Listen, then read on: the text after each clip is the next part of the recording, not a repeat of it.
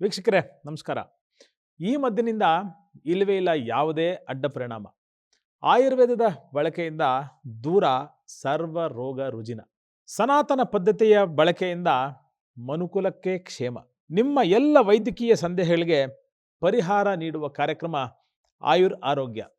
ಕಾರ್ಯಕ್ರಮಕ್ಕೆ ಸ್ವಾಗತ. ನಾನು ನಿಮ್ಮ ಡಾಕ್ಟರ್ ಕಿಶೋರ್.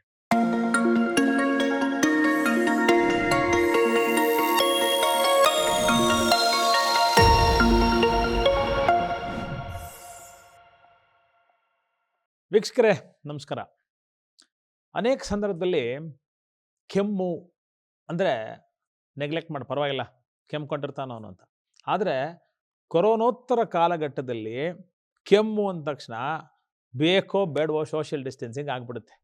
6 ಫೀಟಲ್ಲ 6 ಮೀಟ್ರ್ ದೂರ ಹೋಗ್ಬಿಟ್ಟು ಸ್ವಲ್ಪ ಕೆಮ್ತದಾನೆ, ಯಾಕೆ ಹುಷಾರಾಗಿರ್ಬೇಕು ಅಂತ. ನಮಗೆ ಆ ಕೆಮ್ಮು ಬಂದ್ಬಿಟ್ರೆ ಎಂಥ ಒಂದು ಹಿಂಸೆ ಆಗ್ಬೋದು ರೀ.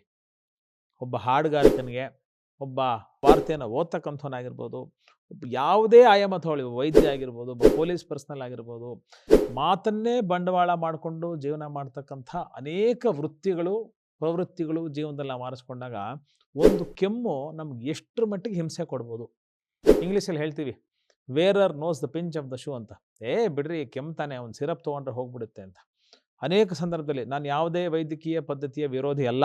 ಇದು ಮೊಟ್ಟ ಮೊದಲ ಹಂತದಲ್ಲಿ ನಿಮಗೆ ಸ್ಪಷ್ಟೀಕರಣ ಕೊಡಲಿಕ್ಕೆ ಇಷ್ಟಪಡ್ತೇನೆ. ಮನೆಯಲ್ಲಿ ಸತಿಪತಿ ಹೇಗಿರ್ತಾರೋ ಹಾಗೆ ಎಲ್ಲ ಪತಿಗಳ ಜೊತೆಗೆ ನಾವಿರಬೇಕು. ಇಲ್ಲದಕ್ಕಿಂತ ಹೆಚ್ಚಾಗಿ ವೈದ್ಯಕೀಯ ವಲಯಕ್ಕೆ ಮತ್ತು ರೋಗಿಯನ್ನೆಲ್ಲ ನಾನು ಆರೋಗ್ಯ ಸಾಧಕ ಅಂತೀನಿ. ಆರೋಗ್ಯ ಸಾಧಕನ ವಲಯಕ್ಕೆ ಇರಬೇಕಾಗಿರ್ತಕ್ಕಂಥ ನಂಟು ಎಂಪತಿ ಮತ್ತು ಸಿಂಪತಿ ಅಂತಕ್ಕಂಥದ್ದು.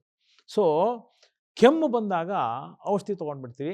ಅನೇಕ ಸಂದರ್ಭದಲ್ಲಿ ತತ್ಸಂಬಂಧಿತವಾಗಿ ತೂಕಡಿಕೆ ಬರುತ್ತೆ, ಶರೀರ ನಿಸ್ಸತ್ವ ಆಗಿಬಿಡುತ್ತೆ, ನಿದ್ದೆ ಬರುತ್ತೆ, ಶಕ್ತಿಹೀನವಾಗಿ ಆಗಿಬಿಡುತ್ತೆ. ಕೆಮ್ಮನ್ನು ಸರಿ ಹೋಗಲಿಕ್ಕೆ 4ರಿಂದ 8-10 ದಿವಸ ಕೂಡ ಆಗ್ಬೋದು. ಮನೆ ಮದ್ದಿನ ರೂಪಾಂತರವಾಗಿ ಎಷ್ಟು ಚೆನ್ನಾಗಿ ಅಡುಗೆ ಮನೆ ಇಸ್ ದ ಬಿಗ್ಗೆಸ್ಟ್ ಫಾರ್ಮಸಿ. ನಿಮ್ಮ ನಿಜವಾದ ಔಷಧಾಲಯ ಅಡುಗೆ ಮನೆಗೆ ನಿದರ್ಶನ ನಿರೂಪಣೆ ನಿಮಗೆ ಈಗ ಇಲ್ಲಿ ಕೊಡ್ತೀನಿ, ಅದನ್ನು ಗುರುತು ಮಾಡ್ಕೊಳ್ಳಿ.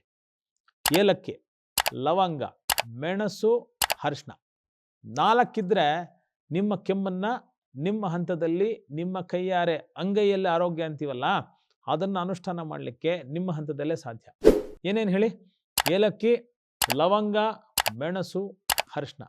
ಎಷ್ಟೋ ಬೇಕು ಡಾಕ್ಟ್ರೇ, ಏನೋ 4 ಪದ ಹೇಳ್ಬಿಟ್ರಿ, 4 ದ್ರವ್ಯಗಳನ್ನ ಹೇಳ್ಬಿಟ್ರಿ. ಅಡುಗೆ ಮನೆ ಸುಮ್ಮನೆ ಹಿಂಗೆ ಕಣ್ಣು ಮುಚ್ಕೊಂಡು ಕೈ ಆಡಿಸ್ಬಿಟ್ರೆ 4 ಸಿಕ್ಬಿಡುತ್ತೆ. 2 ಚಿಟಿಕೆ ತೊಗೊಳ್ಳಿ, ಚೆನ್ನಾಗಿ ಸ್ವಲ್ಪ ಕಲ್ಲು ಸಕ್ಕರೆ ಜೊತೆ ಹಾಕ್ಕೊಂಡು ಕುಟ್ಟಿ ಪುಡಿ ಮಾಡಿ ಒಂದು ಫೈನ್ ಪೌಡ್ರ್ ಮಾಡಿ ಇಟ್ಕೊಳ್ಳಿ. ಇದನ್ನು ನೀರು ಹಾಲಿಗೆ ಹಾಕ್ಕೋಬೇಕು. ನೀರು ಹಾಲು ಅಂದರೆ ಸರ್ ಹಾಲು ತೊಗೊಂಡ್ರೆ ಕೊಲೆಸ್ಟ್ರಾಲ್ ಬಂದ್ಬಿಡಲ್ವಾ? 100ಕ್ಕೆ 1000 ಬರಲ್ಲ. 20 ml ಹಾಲು, 80 ml ನೀರು. 20 ml ಹಾಲಿಗೆ 80 ml ನೀರು ಹಾಕ್ಕೊಳ್ಳಿ. ಏಲಕ್ಕಿ, ಲವಂಗ, ಮೆಣಸು, ಅರಿಶಿನವನ್ನು ಎಲ್ಲ ಫೈನ್ ಪೌಡ್ರ್ ಕಲ್ಲು ಸಕ್ಕರೆಯಲ್ಲಿ ಮಾಡತಕ್ಕಂಥ 5ನೇ ದ್ರವ್ಯ ಕಲ್ಲು ಸಕ್ಕರೆ, ವಿಶೇಷತಃ ಕೆಂಪು ಕಲ್ಲು ಸಕ್ಕರೆ. ಇದರಲ್ಲಿ ಫೈನ್ ಪೌಡ್ರ್ ಮಾಡ್ತಕ್ಕಂಥದ್ದನ್ನು ಈ ನೀರಿಗೆ ಹಾಕಿ, ನೀರು ಹಾಲಿಗೆ ಹಾಕಿ ಚೆನ್ನಾಗಿ ಕುದಿಸಿ. ಎಷ್ಟೊತ್ತು ಕುದಿಸ್ಬೇಕು? 2ರಿಂದ 3 ನಿಮಿಷ, 2ರಿಂದ 3 ಕುದಿ ಬರೋವರೆಗೂ ಕುದಿಸ್ಬೇಕು. ಸ್ಟವನ್ನು ಆಫ್ ಮಾಡಬೇಕು. ಫಿಲ್ಟ್ರ್ ಮಾಡಿಬಿಟ್ಟು ಕುಡಿದ್ಬಿಟ್ರೆ ತುಂಬ ಸೇಫಾ ಡಾಕ್ಟ್ರೇ? ಖಂಡಿತ ಫಿಲ್ಟ್ರ್ ಮಾಡಬೇಡಿ. ಅದನ್ನು ಬಿಸಿ ಬಿಸಿ ನಿಧಾನಕ್ಕೆ ಸಿಪ್ ಬೈ ಸಿಪ್ ಸೇವನೆ ಮಾಡ್ತಕ್ಕಂಥ ಪ್ರಯತ್ನ ಮಾಡ್ಕೊಳ್ಳಿ.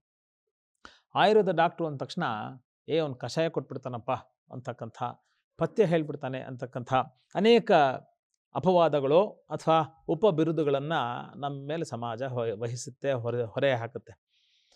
ಕಂಠಂ ಕರ್ಷತೀತಿ ಕಷಾಯಂ. ಯಾವುದು ಕಂಠವನ್ನು ಕರ್ಷಣೆ ಮಾಡಿ ನಿಮ್ಮ ಕಫವನ್ನು ನಿಸ್ಸರಣೆ ಮಾಡಿ ಅದನ್ನು ಹೊರಗಾಗ್ತಕ್ಕಂಥ ಪ್ರಯೋಗ ಮಾಡುತ್ತೋ ಅದು ನಿಜವಾದಂತಹ ಕಷಾಯ ಅಂತ ಹೇಳ್ತೀವಿ. ನಮಗೆ ಇನ್ನೊಂದು ಸಿಂಪಲ್ ರೆಮಿಡಿ ಇವತ್ತು ನಿಮ್ಗೆ ಹೇಳ್ತೀನಿ. ತುಳಸಿಯ ಚಿಗುರು ಗೊತ್ತಲ್ಲ? ಅದರಲ್ಲೂ ವಿಶೇಷತಃ ಕೃಷ್ಣ ತುಳಸಿಯ ಚಿಗುರು 2ರಿಂದ 4 ದಳ ಈ ಚಿಗುರಲಿಯ ಕೃಷ್ಣ ತುಳಸಿಯನ್ನು ತೆಗೆದುಕೊಂಡು ಜೇನುತುಪ್ಪ 1 ಚಮಚದಲ್ಲಿ ಈ 4 ಎಲೆಯನ್ನು ಹಾಕಿ 1ರಿಂದ 2 ಚಿಟಿಕೆ ಮೆಣಸು, 1ರಿಂದ 2 ಲವಂಗದ ಪುಡಿ ಇದನ್ನು ಹಾಕಿ ಬಾಯಿಗೆ ಒಳಗೆ ಹಾಕ್ಕೊಂಡು ಕ್ರಮೇಣವಾಗಿ ನಿಧಾನವಾಗಿ ಅದನ್ನು ಅಗೆದು ಜಿಗಿದು ತಿನ್ನುತ್ತಾ ಬರಬೇಕು. ನಾವು ಸಾಮಾನ್ಯ ವಿಳ್ಯದೆಲೆ ಹಾಕ್ತೀವಲ್ಲ ಊಟ ಆದಮೇಲೆ, ಹಾಕಿದ ತಕ್ಷಣ ಟಕ ಟಕ ಟಕ ತಿನ್ಬಿಡ್ತೀವ? ಖಂಡಿತ ಇಲ್ಲ.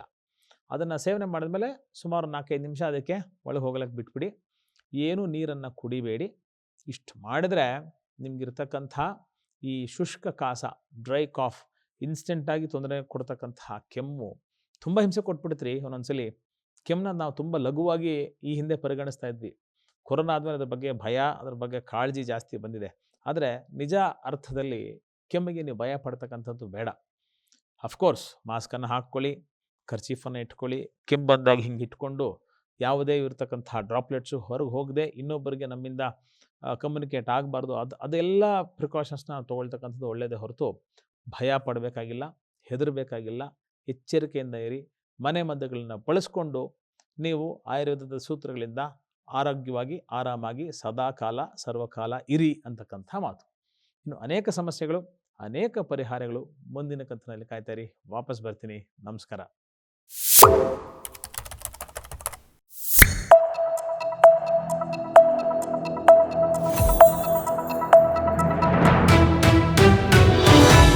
ವಿಸ್ತಾರ ನ್ಯೂಸ್, ನಿಖರ ಜನಪರ.